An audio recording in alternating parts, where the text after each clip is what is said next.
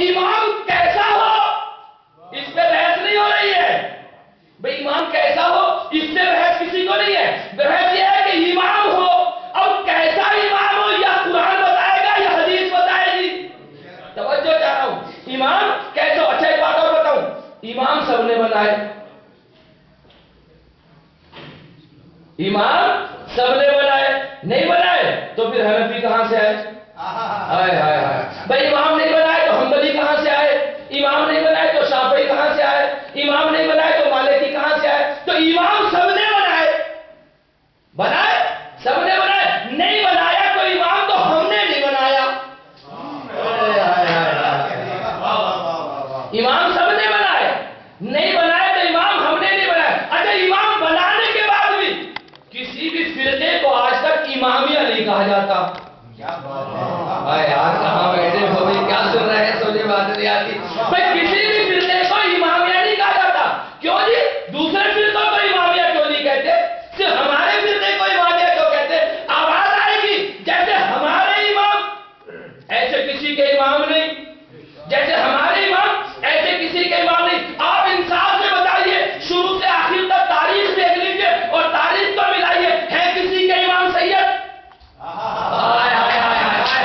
ہمارا پہلا بھی سید دوسرا بھی سید تیسرا بھی سید سب کے سب سید ہیں. بلکہ صرف سید نہیں ہے سیدوں کے سید.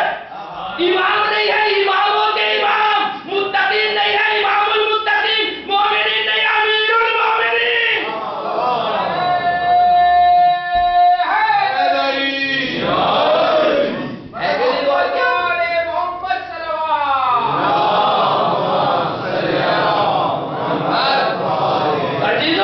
امام جیسے ہمارے یہاں پائے جاتے ایسی امامت کہیں نہیں پائی جاتی ہے. تو امام سب نے بنائے لیکن ہم نے نہیں بنائے. اما ہم نے کیا امام تو پیغمبر نے نہیں بنائے.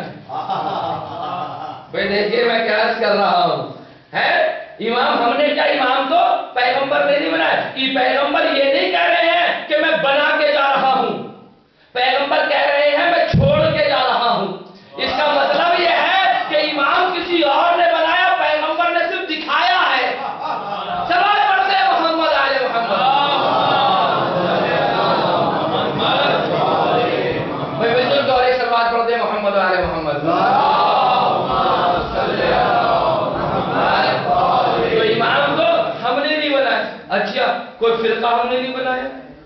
کوئی فرقہ بنایا ہم دنیا کے فرقے بھی بنائے نہیں بنائے. نہیں بنائے تو اتنے سارے آئے کہاں سے ہیں. فرقہ تو ہمارے پیغمبر نے بھی نہیں بنایا. یہ تو پہنچایا ہے کہ میں پہنچا رہا ہوں. اس لیے کہ اگر نہ پہنچاتے تو گویا کاری رسالت بھی انجام نہ دیتے. دیکھیں میں کہاں لے کے جا رہا ہوں حضرات کو. تو امامت کا جہاں تک مسئلہ ہے عزیزان گرامی جب تک امامت کو آپ نہ سمجھیں گے بیعت کو سمجھ نہیں سکتے. تو امامت کو سمجھنے کے لیے بیعت سے پہلے امامت کو سمجھنے کے لیے اب آپ مجھے بتائیں قرآن کا سہارا لوں یا حدیث کا سہارا لوں یا اجماع کا سہارا لوں یا عقل کے ذریعے سے بتاؤں.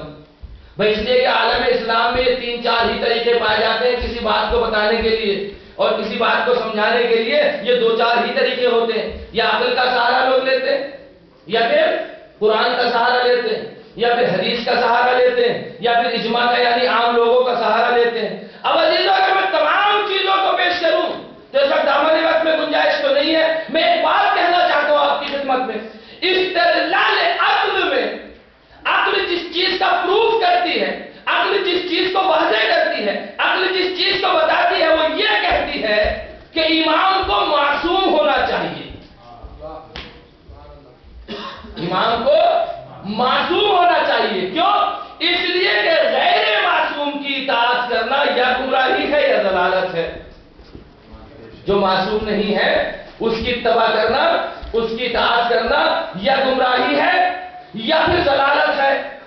جب وہ معصوم ہی نہ رہا توجہ چاہ رہا ہوں جب وہ معصوم ہی نہیں رہا تو اس کی اطاعت کیسی اس کی پیروی کیسی.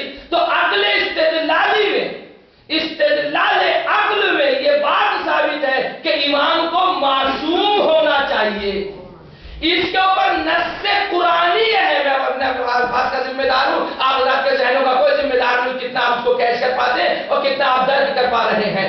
عقل استدلالی میں بات یہ ثابت ہے کہ امام کو معصوم ہونا چاہیے۔ معصوم کی تعریف آپ جانتے ہیں، بے خطا ہوتا ہے، کوئی گناہ اس سے نہیں ہوتا ہے، ہر طریقے سے پاک و پاکیزہ ہوتا ہے، منزہ ہوتا ہے، طہارت والا ہوتا ہے، صاحب عصمت ہوتا ہے، یہ امام کی خاصیت ہوتی ہے۔ یعنی عقل استدلالی میں یہ بات ثابت ہے کہ امام کو معصوم ہونا چاہیے۔ اس کے اوپر نص قرآنی یہ ہے لا ینال احد الظالمین، یہ منصب امامت ظالموں کو نہیں ملے گا۔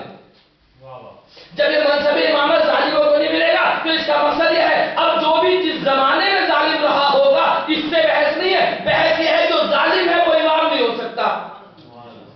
نص قرآنی ہوئی کہ لا ینال احد الظالمون، ایک طرف تو عقل نے کہا کہ امام معصوم ہو اور دوسری طرف قرآن کی آیت نے کہا لا ینال احد الظالمین، یہ منصب امامت ظالموں کو نہیں ملے گا۔ تیسری طرف حدیث نے بڑھ کے آواز دیا العلی مع الحق والحق مع العلی اللہم عدل الحق حیثما دار علی ہے العلی مع القرآن والقرآن مع العلی۔ بھئی حدیث آپ حضرات سنتے رہتے نا، ایک طرف تو عقل نے کہا کہ امام معصوم ہو، دوسری طرف قرآن نے کہا امام معصوم ہو، اور تیسری طرف حدیث کہتی ہے کہ علی حق پر ہے، علی حق ہے علی حق ہے اللہم عدل الحق حیثما دار علی، پروردگارا تو حق کو ادھر موڑنا جدھر علی جاتے ہو، تو حق کو ادھر موڑنا جدھر علی جاتے ہو۔ اور پھر اس کے بعد القرآن حق العلی مع القرآن والقرآن مع العلی، یعنی قرآن بھی حق ہے، علی بھی حق ہے، اور ادھر کا حق کو ادھر موڑنا جدھر علی جائے۔ تو کچھ چیزیں اسلام میں ایسی پائی جاتی ہیں جو حق کے اوپر دلالت کرتی ہیں، جیسے نماز حق ہے، تلاوت حق ہے، قرات حق ہے، تجوید حق ہے، روزہ حق ہے، یہ مسجدیں حق ہے، توجہ چاہ رہا ہوں، یہ خانہ کعبہ حق ہے، یہ خانہ کعبہ کا طواف کرنا یہ حق ہے کہ نہیں ہے، یہ زکوٰۃ کا دینا حق ہے، یہ ساری چیزیں حق ہے یا نہیں؟ ماں بتائیے جب ہے تو بھائی آپ سنتے رہتے ہیں، بھائی یہ حق ہے کہ نہیں ہے؟ یہ ساری چیزیں حق ہے، مانتے ہیں حق ہے، ادھر پیغمبر نے کہا پروردگارا حق کو ادھر موڑنا جدھر علی جائے۔ ایک طرف تو یہ کہا یہ تمام چیزیں حق ہیں، یعنی نماز حق، روزہ حق، زکوٰۃ حق، حج حق، خانہ کعبہ حق، یہ مسجد حق، تمام چیزیں حق ہیں، ادھر کا حق کو ادھر موڑنا جدھر علی جاتے ہو۔ اگر کوئی بندہ بغیر علی کے نماز پڑھنا چاہے، اگر کوئی بندہ بغیر علی کے حج کرنا چاہے، تو اگر تو علی کو چھوڑ رہا ہے تو نماز کو چھوڑ، کعبے کو چھوڑ، خمس کو چھوڑ، زکوٰۃ کو چھوڑ، ادا کو چھوڑ، فریضے کو چھوڑ، اس لیے کہ بغیر علی کے کوئی چیز حاصل ہونے والی نہیں ہے۔ نعرہ حیدری، صلوات پڑھتے ہیں محمد آل محمد۔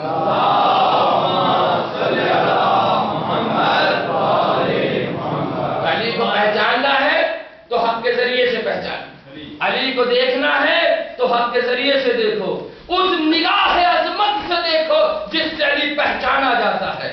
اس لیے کہ عزیزان گرامی کوئی معمولی شخصیت نہیں ہے، جب تک امامت سمجھ میں نہ آئے گی اس وقت تک بیعت سمجھ میں نہیں آ سکتی۔ اب ایک بات بتاؤں، فرض کر لیجیے شاہی یہاں بیٹھے ہوئے اور میں ان کے ہاتھوں پہ بیعت کروں، بیعت کا فائدہ اور نقصان کیا ہوتا ہے؟ تو میری بیعت کرنے کا مطلب یہ ہے کہ جو کچھ میرے پاس ہے میں ان کے حوالے کر دوں۔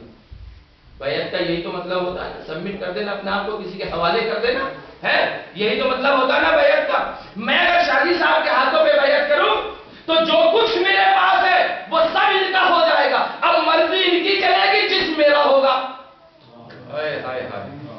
توجہ چاہ رہا ہوں عزیزان گرامی، تو اب اگر میں نے اپنے آپ کو ان کے حوالے کر دیا تو انہیں بھی تو کچھ عوض میں مجھے دینا چاہیے، یہ خواہ میں ان کے ہاتھوں پہ بیعت کر لوں، انہیں کچھ تو مجھے دینا چاہیے نا۔ اب جو ان کی کیپیسٹی ہوگی، جو ان کی قدرت ہوگی، جو ان کے پاس آپشن پائے گے، ان میں سے مجھے عطا کریں گے۔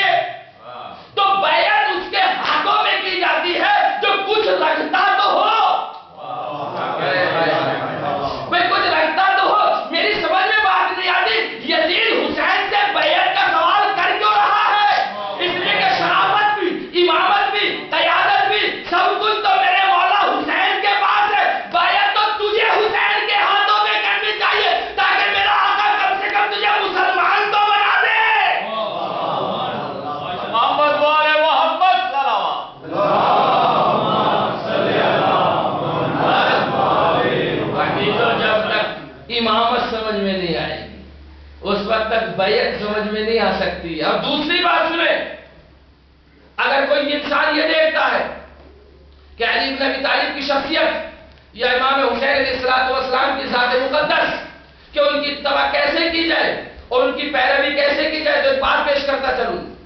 مجھے اس کائنات کے اندر کوئی بندہ ایسا لاؤ جو علی جیسا ہو. توجہ چاہ رہا ہوں، ایک لفظ پہ توجہ چاہ رہا ہوں. اس کائنات کے اندر کوئی ایسا بندہ لاؤ جو علی جیسا ہو، علی جیسے اس کے اندر صفات پائے جاتے ہوں تو میں ماننے کو تیار ہوں. اور اگر نہیں ہے تو بدر تیرے سامنے، احد تیرے سامنے، خیبر تیرے سامنے، خندق تیرے سامنے ہے، نبی کا بستر تیرے سامنے، معراج تیرے سامنے، تو پھر مان کے سب کچھ علی. آپ کہاں بیٹھے ہیں دنیا میں؟ آپ بیٹھے ہیں کہ دنیا میں آپ کھوئے ہوئے؟ میری سمجھ میں نہیں آتا. میں دیکھیے عزیزوں، میں ایک بات کہہ رہا ہوں، یا تو کوئی بندہ ایسا تھا جو علی ابن ابی طالب جیسا ہو، اور اگر نہیں ہے تو مان سب کچھ علی ابن ابی طالب ہے. اس لیے کہ علی اس ذات والا کا نام ہے کہ اگر میدان میں جاتا ہے تو لافتہ بنتا ہے، منبر پہ آتا ہے تو خطیب سلونی بنتا ہے، علم میں آتا ہے تو علی البابوہ بنتا ہے، فیصلوں میں آتا ہے تو علی الابدہ بنتا ہے. علی کہتے اسے ہیں اگر عرش پہ جائے تو اولا بن جائے، فرش پہ آئے تو مولا بن جائے.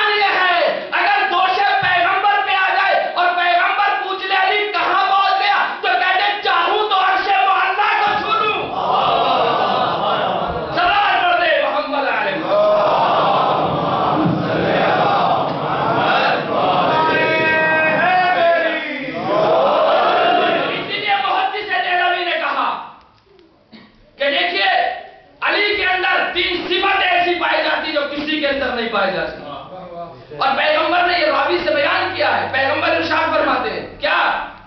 ایک مرتبہ راوی آیا اور کہنے لگا پیغمبر میں نے سنا کہ آپ نے یہ ارشاد فرمایا ہے کہ علی کے چہرے کو دیکھنا عبادت ہے.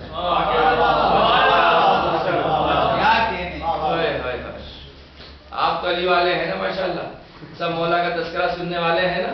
اردو زبان میں مجلس ہو رہی ہے، ایسا بھی نہیں انگریزی میں ٹوٹے پھوٹے الفاظ بتا دیے جائیں اور اس کی بات کی وضاحت نہ ہو سکے. اس لیے کہ اردو میں اپنی زبان میں جو مزہ ہوتا ہے نا جانے گرامی، ایک کلمے کو سمجھنے کا، دوسری زبانیں اس کا صحیح طریقے سے ٹرانسلیشن نہیں کر سکتی ہیں. میں یہ نہیں کہتا کہ وہ غلط ہوتا ہے، نہیں، ٹھیک ہے پہنچانے کے لیے، میسج دینے کے لیے، لیکن آپ اپنی زبان میں جب کوئی بات سنیں تو وہ یہ کہتے ہیں راوی آیا اور آنے کے بعد کہنے لگا اے نبی خدا ہم نے سنا ہے کہ آپ نے یہ کہا کہ جو علی کے چہرے کو دیکھے عبادت ہے. تو کہنے لگے ہاں میں نے کہا علی کے چہرے کو دیکھنا عبادت ہے. النظر الی وجہ علی عبادت. تو راوی ایک مرتبہ آگے بڑھا، جتنی فکر تھی اتنی بات کرنے لگا.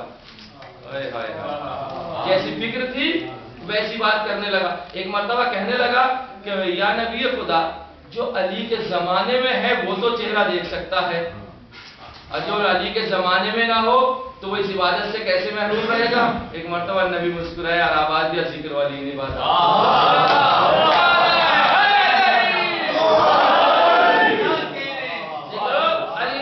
علی کا تو ذکر بھی عبادت ہے. ایک مرتبہ پھر راوی نے سوال کیا اور کہنے لگا یا نبی خدا مجھے اتنا بتائیے اگر کسی مجبوری کے وقت ہے، تو آخری جملے ہیں میرے دامن مجھے دوسری مجلس پڑھنی ہے، اگر کسی وجہ سے علی کا چہرہ نہ دیکھ سکے، اگر کسی وجہ سے علی کا ذکر نہ کر سکے، ہو سکتا ہے بنو امیہ کی اولادیں دنیا میں پائی جاتی ہوں اور میرے علی کا تذکرہ نہ کرنے دیں، تو نبی پھر مسکرایا آواز دیا حب علی عبادت.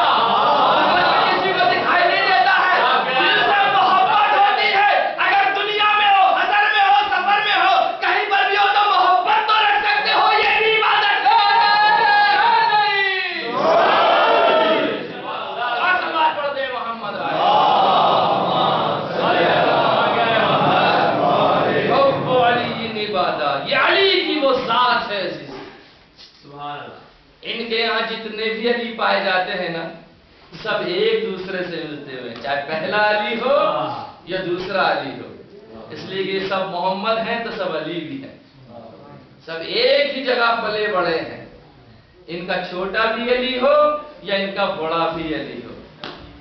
آج شب عاشور آ گئی ہے اور وقت کے لحاظ سے میں آپ حضرات کی خدمت میں عرض کروں، محمد والے محمد صلی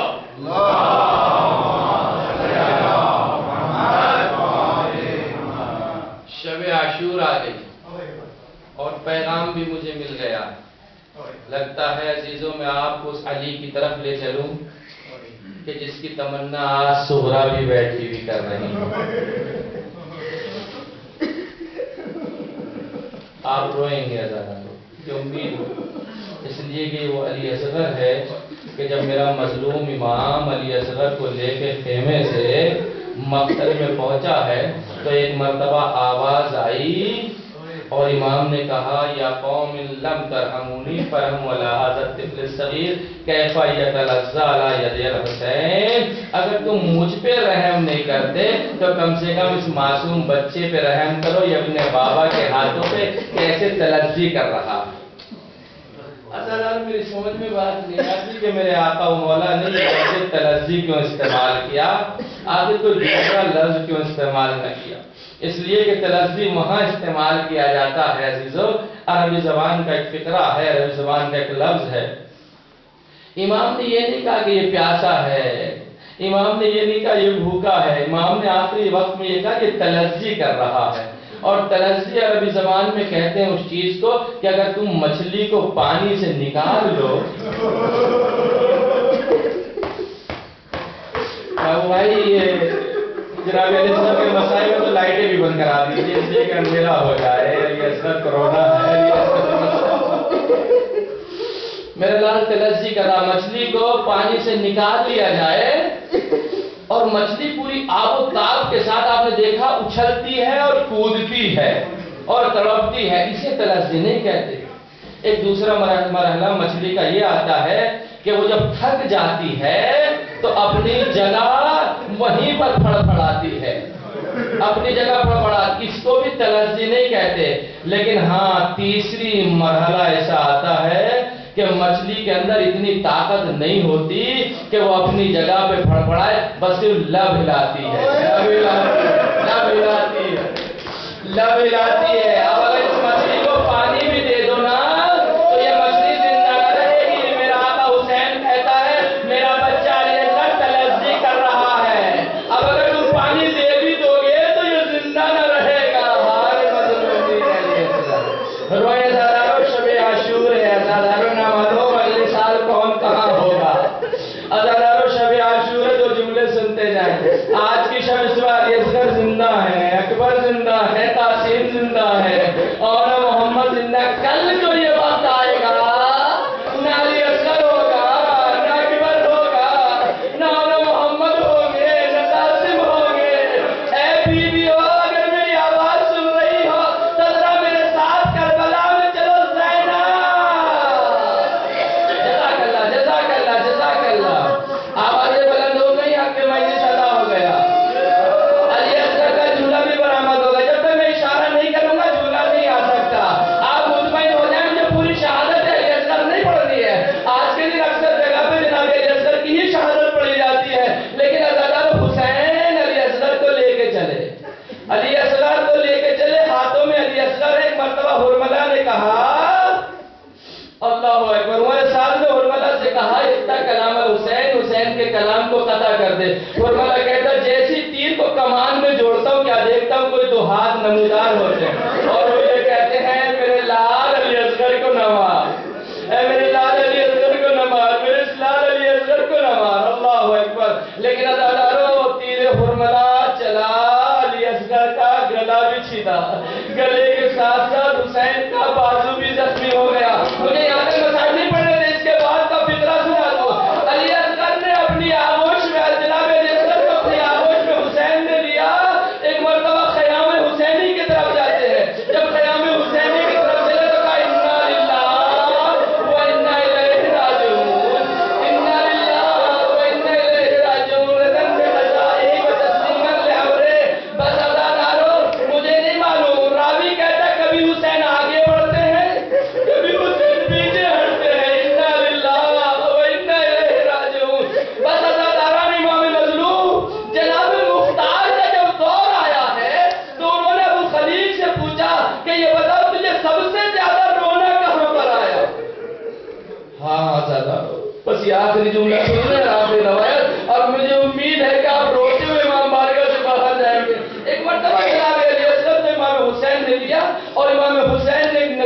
قبر جناب علی اصغر کی ذوالفقار حیدری سے کھودنا شروع کر دی. جب امام قبر کھود رہے تھے تو ایک مرتبہ کہیں سے رونے کی آواز آئی. جیسے رونے کی آواز آئی حسین نے داہنی طرف دیکھا, کبھی حسین نے بائیں طرف دیکھا, کبھی اوپر دیکھا, کبھی نیچے دیکھا, وہاں کوئی نظر نہ آیا.